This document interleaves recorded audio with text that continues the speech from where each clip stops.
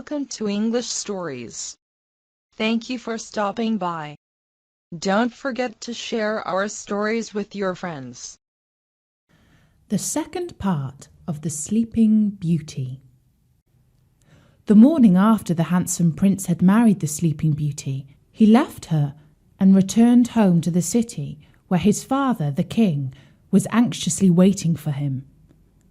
When he reached home, the prince said that he had lost his way in the forest as he was hunting, and that he had slept in the cottage of a farmer who gave him cheese and brown bread.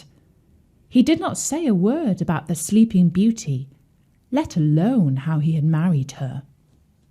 The king, his father, who was a good man, believed him, but his mother could not be persuaded it was true.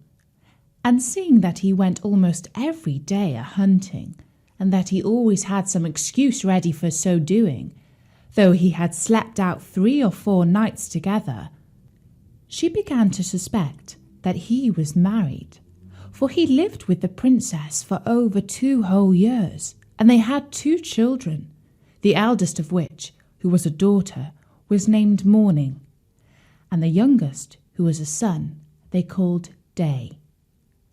The queen spoke several times to her son, to ask him how he passed the time, but he never dared to trust her with his secret.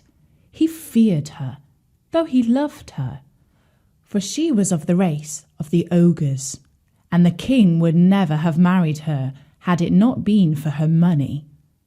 It was even whispered about the court that she had ogreish inclinations, and that whenever she saw little children passing by, she had all the difficulty in the world to stop herself pouncing on them and gobbling them up for a snack.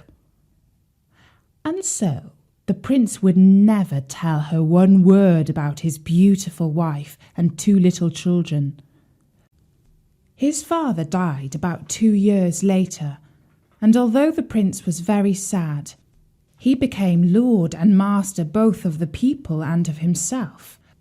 A month later, he announced his marriage to the cheering crowds, and he led his beloved wife, the former Sleeping Beauty, in a great procession to the palace. They made a magnificent entry into the capital city, she riding between her 2 children. Soon after, the king went to make war with the Emperor Contalabute, his neighbour. He left his wife, the Sleeping Beauty, and his 2 children, Prince Day and Princess Morning, in the care of his mother. His war went on all summer, and after a while his mother, the ogress, said to the Sleeping Beauty, "Why don't you go to visit your old palace in the forest, my dear, and see that everything is in order there? And I will look after little Princess Morning and little Prince Day."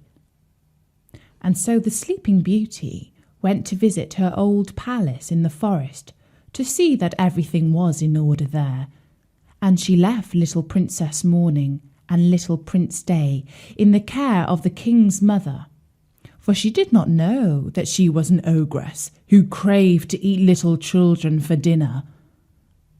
As soon as the Sleeping Beauty was gone, the queen went into the palace kitchen. She said, "I have an idea to eat little Morning for my dinner tomorrow." "Ah, madam!" cried the chief cook of the kitchen.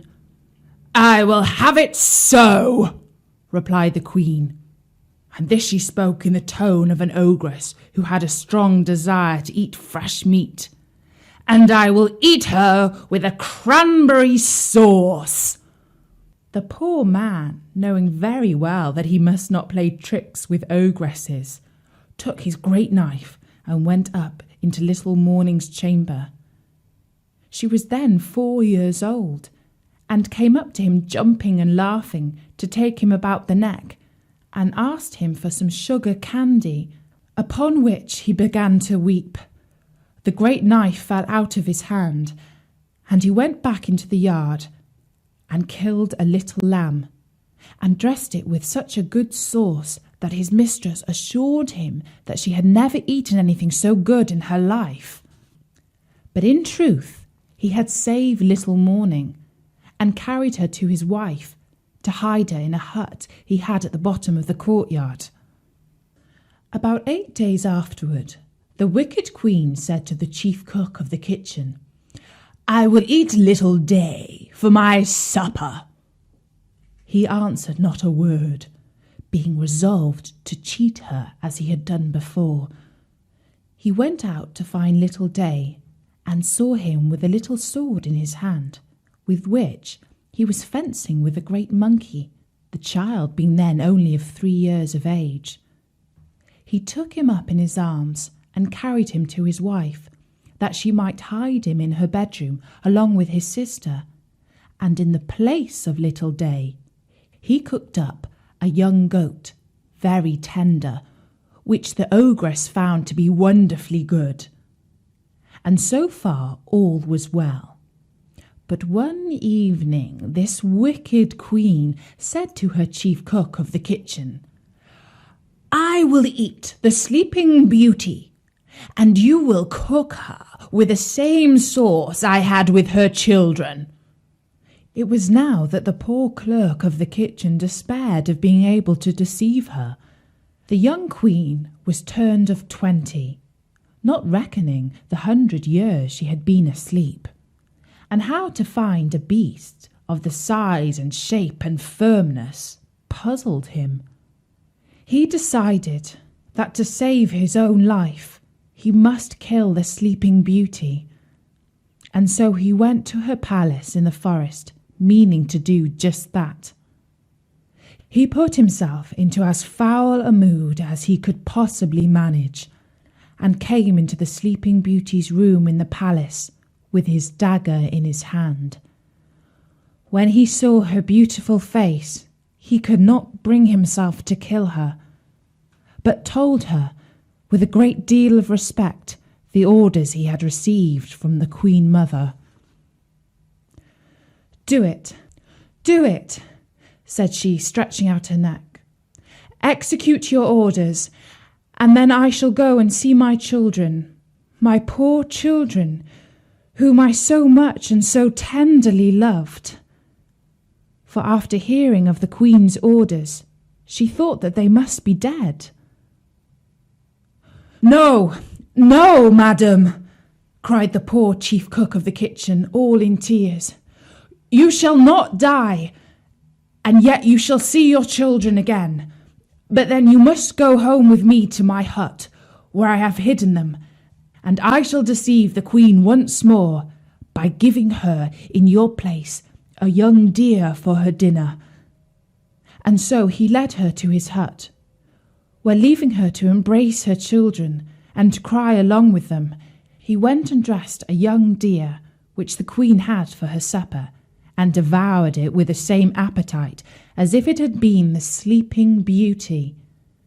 She was so delighted with her cruelty, and she had invented a story to tell the king on his return, how the mad wolves had eaten up his wife and her 2 children. One evening, when she was rambling round about the courts and yards of the palace to see if she could smell any fresh meat, she heard in a ground room little Prince Day crying, for his mamma was sending him to bed without supper because he had been naughty. And she heard at the same time little Morning begging pardon for her brother. The ogress knew the voice of the Sleeping Beauty and her children, and being quite mad that she had been tricked, she commanded next morning by break of day, with a most horrible voice which made everybody tremble, that they should bring into the middle of the great court a large tub, which she ordered to be filled with toads, vipers, snakes, and all sorts of serpents, in order to have thrown into it the Sleeping Beauty and her children, the chief cook of the kitchen, his wife and maid, and all whom she had given orders should be brought there with their hands tied behind them. They were brought out, and the executioners were just going to throw them into the tub when the king, who was not so soon expected, entered the court on horseback, for he came post, and asked with the utmost astonishment what was the meaning of this horrible spectacle. No one dared tell him, but the ogress, all in a fury to see what had happened, threw herself head first into the tub, and was instantly gobbled up by the ugly creatures she had ordered to be thrown into it for the others. The king was very sorry, for the ogress had been his own mother, but he soon comforted himself with his beautiful wife and his pretty children, and they lived happily ever after. The end. Continue your learning and listen to a English story.